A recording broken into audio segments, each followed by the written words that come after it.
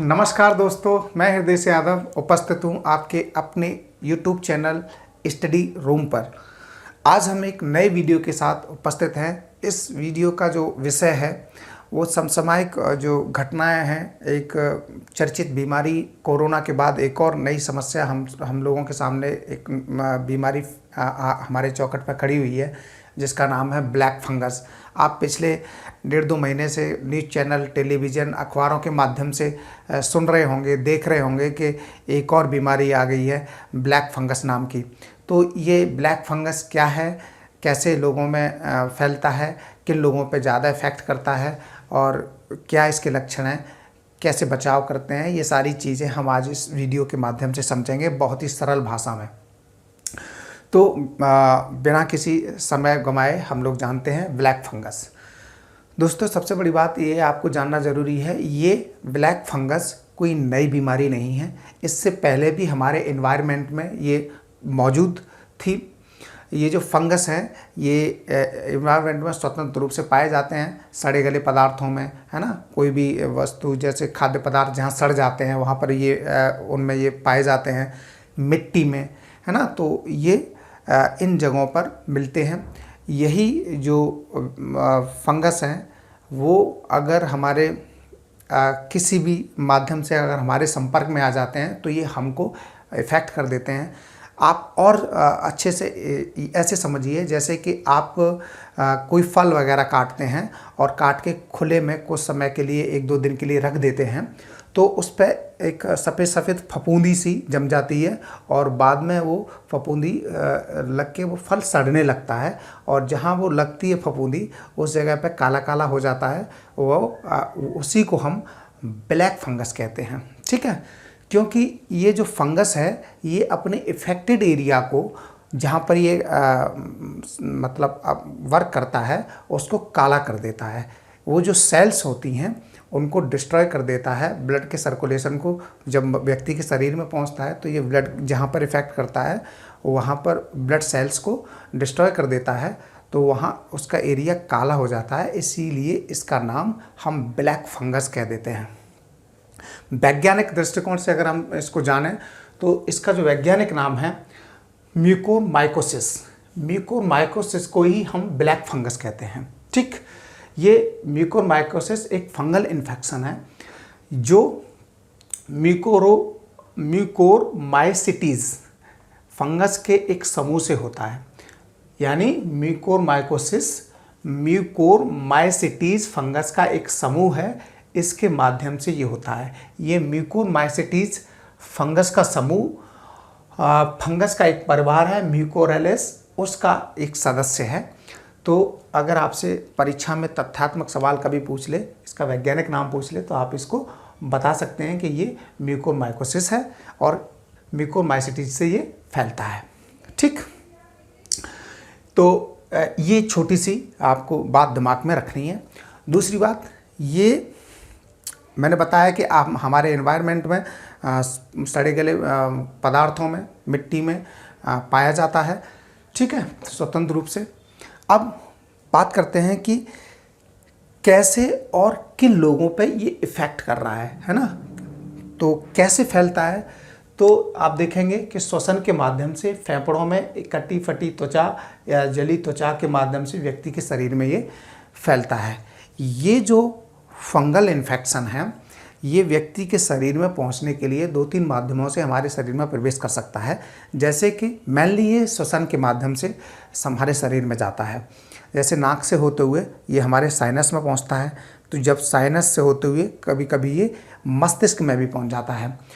तो जब ये मस्तिष्क में पहुंचता है तो ये बहुत ही क्रिटिकल कंडीशन पैदा कर देता है। मैंने बताया था जब ये हमारे शरीर में जाता है तो हमारी जो धमनियाँ होती हैं, ब्लड कार्पोसेस हैं, उन पे इनको क्रॉस करके ध्वस्त कर देता है। यानी उनमें एक ब्लड सर्कुलेशन को रोक देता है।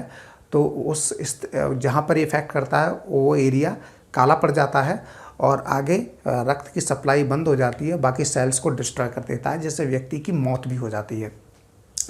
तो ये बड़ी खतरनाक बीमारी है, इसलिए इसके बारे में जानना बहुत ज़रूरी है। दूसरा, ये सांस के माध्यम से हमारे फेफड़ों में भी पहुंच जाता है कभी कभी, तो फेफड़ों को प्रभावित करता है। फेफड़े में संक्रमित होने से जैसे हमारा कफ बनना है ना, फेफड़े संक्रमित हो जाते हैं तो सांस लेने में तकलीफ़ होती है ना, इससे भी व्यक्ति की जान जा सकती है। जैसे कोरोना पेशेंट में आपने देखा होगा कि फेफड़े संक्रमित हो जाते हैं तो सांस लेने में तकलीफ़ होती है, और जब सांस नहीं आती है तो व्यक्ति की मौत हो जाएगी। तो ये सब इफ़ेक्ट हमारा ब्लैक फंगस का है। दूसरा, ये त्वचा के माध्यम से भी फैलता है। त्वचा, जैसे कि त्वचा में आपके कोई फोड़ा है या कोई घाव है या पहले से त्वचा जली है या कटी फटी है, तो अगर ये फंगस इस त्वचा के संपर्क में आएगा तो हमारे त्वचा के माध्यम से ब्लड के माध्यम से हमारे पूरे शरीर के किसी भी भाग को इफ़ेक्ट कर सकता है। दूसरा, ये कभी कभी जैसे आप भोजन 1-2 दिन बासी भोजन है या भोजन को हमने खुला छोड़ दिया और किसी भी तरीके से ये फंगस भोजन के संपर्क में आ गया और हमने उस संक्रमित भोजन को खा लिया है ना, तो ये हमारे जो जठरांत्र है, जठरांत्र मतलब ये आपका पूरा आहार नाल, जैसे उसमें आमाशय है, छोटी आंत बड़ी आंत, ये उसको भी प्रभावित कर देता है। तो ये भी एक फैलने का एक इसका जरिया है। हालांकि ये जो जठरांत्र के माध्यम से बहुत कम युवाओं में बहुत कम फैलता है, जो भी एडल्ट हैं उनमें इसके फैलने के, इस माध्यम से फैलने के मतलब बहुत कम चांसेस हैं। लेकिन जो छोटे छोटे बच्चे हैं उनमें इस तरीके से ये फैलने के ज़्यादा चांसेस हैं, क्योंकि छोटे छोटे बच्चे जो अभी नवजात हैं या उससे बड़े हैं, जो निप्पल से दूध पीते हैं, तो उनकी जो निप्पल है अगर उसको ढंग से आप साफ़ नहीं कर रहे हैं तो काफ़ी दिनों तक ऐसे ही आप यूज़ कर रहे हैं, तो उसमें ये फंगस धीरे धीरे अगर आ गया तो उसके बच्चे को इफ़ेक्ट कर सकता है। ठीक है, तो एक ये माध्यम है। तो इन 3 तरीक़ों से ये हमारा ये ब्लैक फंगस व्यक्ति तक पहुंच जाता है। तो इतनी बात समझ में आ गई होगी कि कैसे ये मनुष्य के शरीर में फैलता है। दूसरा, किन लोगों पे सबसे ज़्यादा प्रभाव डालता है। तो देखिए, कोई भी बीमारी कभी भी किसी भी व्यक्ति को हो सकती है। ठीक है, किसी भी व्यक्ति की किसी बीमारी से कोई दोस्ती नहीं है इसके लिए, हाँ, लेकिन ये जो बीमारी है बेसिकली उन लोगों पे सबसे ज़्यादा इफ़ेक्ट करती है जिनका इम्यून सिस्टम कमज़ोर है, यानी रोग प्रतिरोधक क्षमता जिन लोगों की कमज़ोर है उन लोगों को ये अपना शिकार बनाता है ना। जैसे होता है ना, कमज़ोर लोगों को कोई भी पीट देता है, वैसे ही ये है कि जो लोग कमज़ोर हैं, जिनका इम्यून सिस्टम कमज़ोर है या पहले से वो किसी गंभीर बीमारी से सफ़र कर रहे हैं या ग्रसित हैं, जैसे कि कोई व्यक्ति कैंसर से पीड़ित है या एड्स से पीड़ित है या डायबिटीज़ का पेशेंट है, तो ऐसे जो मरीज़ होते हैं इनका इम्यून सिस्टम बहुत कमज़ोर होता है, तो उन लोगों को भी ये अपना शिकार बना लेता है। ठीक है, या बना सकता है। लेकिन जिन लोगों का इम्यून सिस्टम मजबूत है ना, रोग प्रतिरोधक क्षमता बहुत मजबूत है, तो उनको ये उन पर इफ़ेक्ट नहीं कर पाता है, तो उनको डरने की ज़रूरत नहीं है। लेकिन हाँ, डरने का मतलब ये भी नहीं है कि आप पूरी तरह से लापरवाह बने। आप अपनी जागरूकता के साथ अपना साफ़ सफाई और प्रिकॉशन के साथ रहें, लेकिन बहुत ज़्यादा तनाव लेने की ज़रूरत नहीं है। तनाव उनको भी लेने की ज़रूरत नहीं है जिनका इम्यून सिस्टम कमज़ोर है, लेकिन ज़रूरत है केवल उससे अपना बचाव करने की, है ना। प्रिकॉशन अपना लेके चलिए तो बहुत ज़्यादा दिक्कत नहीं होगी। तो अब आपको इतना बात समझ में आ गई होगी कि कैसे होता है ब्लैक फंगस, क्या है, कैसे फैलता है हमारे शरीर में, क्या होता है और किन लोगों पे सबसे ज़्यादा ये इफ़ेक्ट करता है। पिछले कुछ महीनों से आप देख रहे होंगे कि जो पोस्ट कोरोना पेशेंट हैं उन पे भी ये इफ़ेक्ट कर रहा है। ठीक है, तो उनका जब कोरोना पेशेंट हैं तो उनका भी इम्यून सिस्टम बहुत कमज़ोर हो जाता है, तो उनको भी ये अपना शिकार बना ले रहा है। ठीक है, तो उनका इम्यून सिस्टम कमज़ोर होने का एक कारण बताया जा रहा है कि स्टेरॉइड की जो दवाएं दी जा रही हैं उसकी वजह से ये शरीर कमज़ोर हो जाता है, और ये जो लोग जो पेशेंट कोरोना से भी सफ़र कर रहे हैं या पहले से भी किसी बीमारी से हैं सफ़र कर रहे हैं, तो उनके बहुत कमज़ोर इम्यून सिस्टम पे ये अटैक करता है और उनको अपनी गिरफ्त में ले लेता है। ठीक है, हालांकि इस बीमारी के जो फैलने की जो ये जैसे बॉडी में प्रवेश करता है ये फंगस, तो बहुत तीव्र गति से बॉडी में संक्रमित होता है ना। तो अगर आप सही समय पर डॉक्टर के संपर्क में पहुंचकर अपना ट्रीटमेंट कराते हैं तो सही होने की दर काफ़ी ज़्यादा है। लेकिन अगर थोड़ा सा भी लापरवाही होती है और ये अपने प्रभाव को पूरी बॉडी में फैला लेता है तो फिर व्यक्ति की जान भी जा सकती है। तो आपको बस सतर्क रहना है, जागरूक रहना है। दूसरी बात यह है कि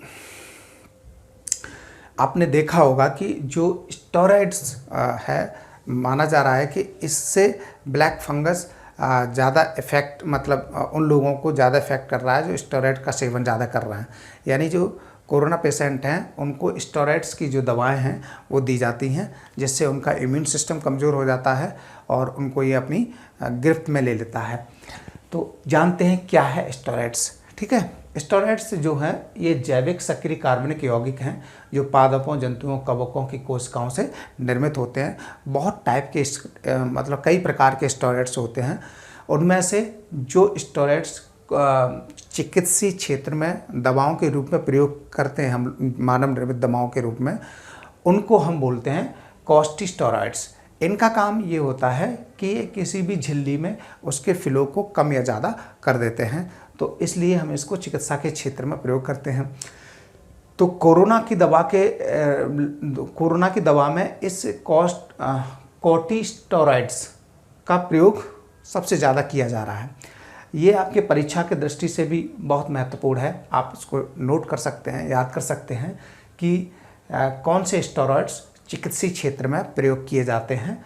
तो वो कॉर्टिकोस्टेरॉइड्स हैं जो चिकित्सीय क्षेत्र में दवाओं के रूप में हम प्रयोग करते हैं। कोरोना में इस दवाई का इसलिए प्रयोग किया जा रहा है कि ये जो दवा है ये फेफड़ों एवं श्वसन नली में सूजन, म्यूकस उत्पादन को कम करने के लिए दिया जाता है। यानी जो हमारे फेफड़ों में संक्रमण है, श्वसन नाल में सूजन है, सांस लेने में बहुत तकलीफ होती है और कफ बहुत ज़्यादा बन रहा है, इस चीज़ को कम करता है ये, है ना। इसलिए ये कोरोना पेशेंट्स को ये दवा ज़्यादा दी जाती है, जिससे उनकी जो बीमारी है वो जल्दी से कंट्रोल में आ जाए। एक बंडर ड्रग्स के रूप में कोरोना पेशेंट में इस्तेमाल की जा रही है, मतलब बहुत इफ़ेक्टिव दवा है। लेकिन इसका एक मतलब हानिकारक पक्ष ये है कि जब किसी कोरोना पेशेंट को मतलब उसके क्षमता से ज़्यादा या अत्यधिक मात्रा में अगर वो सेवन करता है तो उससे उसका इम्यून सिस्टम, यानी उसमें कमजोरी आ जाती है, इम्यून सिस्टम कमज़ोर हो जाता है। तो जैसे अब मान लो कोरोना पेशेंट है, इन दवाओं का इस्तेमाल कर रहा है तो उसका इम्यून सिस्टम कमज़ोर हो गया। वैसे भी कोरोना से जो लोग सफ़र कर रहे हैं उनका स्वास्थ्य ठीक हो रहा है, उनका शरीर बहुत कमज़ोर हो जाता है ना। तो ऐसी स्थिति में इम्यून सिस्टम अगर इसका कमज़ोर हुआ, डॉक्टरों का ये भी मानना है कि इन दवाओं के सेवन से व्यक्ति का ब्लड शुगर लेवल बढ़ जाता है। तो ब्लड शुगर लेवल बढ़ा, है ना, और शरीर कमज़ोर हुआ, तो ऐसी स्थिति में ये जो कंडीशन है वो ब्लैक फंगस के अनुकूल हो जाती है ना। और ब्लैक फंगस ऐसे लोगों को अपनी जकड़ में पकड़ में या उनको जकड़ने की कोशिश करता है। लेकिन मैंने बताया कि सारे कोरोना पेशेंट को ये बीमारी नहीं होती है या सारे कोरोना पेशेंटों में ये बीमारी देखने को नहीं मिलती है। ये उन्हीं पेशेंटों में ज़्यादा देखने को मिल रही है जो पहले से किसी बीमारी से सफ़र कर रहे हैं, है ना, किसी गंभीर बीमारी से, और वो कोरोना पेशेंट भी हैं या उनका इम्यून सिस्टम बहुत कमज़ोर है, तो ये उन लोगों को अपनी जकड़ में ले लेता है। तो अब ये चीज़ समझ में आ गई होगी कि ये ब्लैक फंगस कैसे कोरोना पेशेंट पे ज़्यादा इफेक्ट कर रहा है और स्टेरॉयड का इससे क्या कनेक्शन है। ठीक है, चलिए इतनी चीज़ आपको समझ में आ गई। अब हम जानते हैं कि इससे प्रभावित अंग कौन से हैं। मैंने बताया कि जिस तरीके से ये फैलता है, जिन जिन अंगों पे इफेक्ट करता है, जैसे नाक के माध्यम से साइनस में पहुंचता है, साइनस में जब ये पहुंचता है तो साइनस को इफेक्ट करता है, साइनस होते होते कभी मस्तिष्क में पहुंच जाता है तो ब्रेन को भी इफेक्ट करता है। तो साइनस, मस्तिष्क, फेफड़ों में भी पहुंचता है तो फेफड़ों पर इफेक्ट करता है। इसके अलावा जठरांत्र में जब जाता है तो जठरांत्र को इफेक्ट करता है, त्वचा के माध्यम से फैलता है, त्वचा को इफेक्ट करता है। इवन शरीर के किसी भी अंग में ये ब्लड के माध्यम से कैसे भी अगर पहुंच जाता है तो शरीर के किसी भी अंग को प्रभावित कर सकता है, कहीं पर भी ये अपना घर बना सकता है। तो ये हैं आपके प्रभावित होने वाले अंग। इतनी बात क्लियर है। तो अब हम जान लेते हैं दोस्तों इसके लक्षण क्या हैं। तो लक्षण बहुत सिंपल हैं। ये जिस शरीर के जिस अंगों पर जहाँ जहाँ प्रभाव डालता है, जहाँ जहाँ ये अपना घर बनाता है, उस जगह के अपने अलग अलग लक्षण हैं। जैसे ये साइनस या दिमाग में अपना इफेक्ट डाल रहा है तो आपने देखा होगा चेहरे का एक तरफ सूजन। आप जैसे टेलीविज़न वगैरह में आप न्यूज़ चैनल में देखते होंगे कि व्यक्ति का आँख के नीचे बहुत ज़्यादा सूज जाता है, काला काला हो जाता है ना। एक काला काला जो हो जाता है जैसे गैंग्रीन बन जाता है। इसका मतलब ये है कि वहाँ की जो सेल्स होती हैं उसको डैमेज कर देता है, वहाँ से ब्लड सप्लाई को रोक देता है, तो व्यक्ति का ये सूजन भी आ जाती है। तो ये उसका लक्षण है ना, क्योंकि ये साइनस में जाता है तो उसके आसपास के एरिया को इफ़ेक्ट करता है। दूसरा आँख पे, क्योंकि इसका इफेक्ट रहता है यहाँ, तो आँख के पीछे बहुत दर्द होता है, सर में भी बहुत दर्द होता है, ठीक है। नाक कभी कभी बंद हो जाती है, चौक हो जाती है, जिससे सांस लेने में तकलीफ होती है।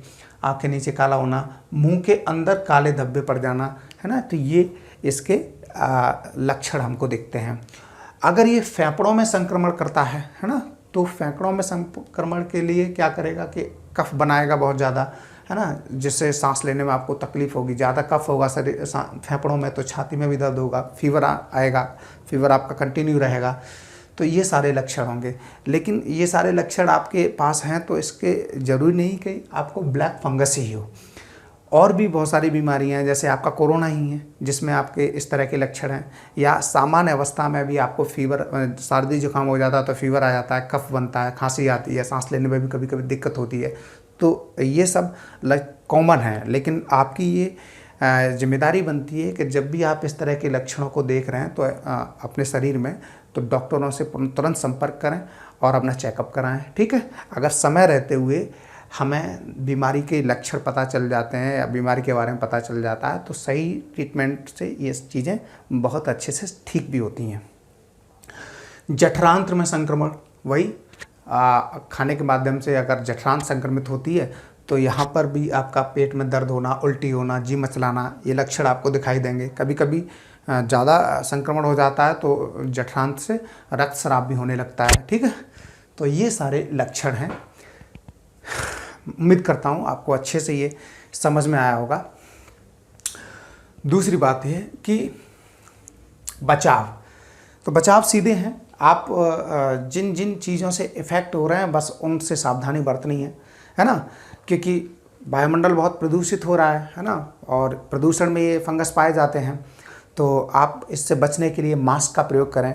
कोरोना के लिए भी आप बचने के लिए मास्क का प्रयोग करते हैं ना, तो अपने आप का बचाव करेंगे तो सामने वाले लोग भी बचेंगे, है ना। जो लोग जिनका इम्यून सिस्टम कमज़ोर है वो सड़ी गली चीज़ों से दूर रहें, या मिट्टी में अगर काम कर रहे हैं तो ग्लव्स का इस्तेमाल कर सकते हैं। तो ये अपने आसपास का जो इन्वायरमेंट है ना, उसको साफ़ सुथरा रखें। तो ये सारे बचाव हैं। दूसरा, जो डायबिटिक पेशेंट हैं वो अपना शुगर लेवल चेक करते रहें, उसको कंट्रोल रखें, डॉक्टरों के संपर्क में रहें, उसको कंट्रोल करने की जो दवाएं हैं वो इस्तेमाल करते रहें। दूसरा, जो उच्च जोखिम वाले बीमारी से जो लोग ग्रसित हैं, है ना, वो अपने डॉक्टरों के माध्यम से परामर्श से उन जो एंटी फंगल दवाएं हैं उनका इस्तेमाल कर सकते हैं। ये जब डॉक्टर कहें तब, अपने से कुछ नहीं करना है। दूसरा, कोरोना संक्रमित जो मरीज़ जो अधिक मात्रा में स्टेरॉइड्स ले रहे हैं तो वो इससे बचें, है ना। वैसे WHO की गाइडलाइन है कि बहुत ज़्यादा स्टेरॉइड्स का इस्तेमाल नहीं करना है, और उन्होंने कैटेगराइज भी किया है कि किन किन लोगों को स्टेरॉइड दिया जाना चाहिए। हर पेशेंट को स्टेरॉइड देने के लिए वो मना करते हैं। तो जो भी आप कोरोना की दवाई ले रहे हैं, स्टेरॉइड्स ले रहे हैं, तो डॉक्टर से पूछ के उचित मात्रा में ही स्टेरॉइड्स का इस्तेमाल करें, है ना, क्योंकि स्टेरॉइड्स बाद में हमारे शरीर को बहुत कमज़ोर कर देता है, जिससे हमें इस बीमारी का खतरा बढ़ जाता है। तो ये सारी चीज़ें हैं। उम्मीद करता हूँ आपको ये वीडियो पसंद आया होगा। अगर वीडियो पसंद आया तो लाइक कर दीजिए, शेयर कर दीजिए और चैनल को सब्सक्राइब कर दीजिए, जिससे आने वाले वीडियोस आपको मिलते रहेंगे, और बेल आइकन बता दीजिए जिससे आपका एक नोटिफिकेशन मिल जाएगा। धन्यवाद। स्वस्थ रहें, सेफ रहें, मस्त रहें। नमस्कार।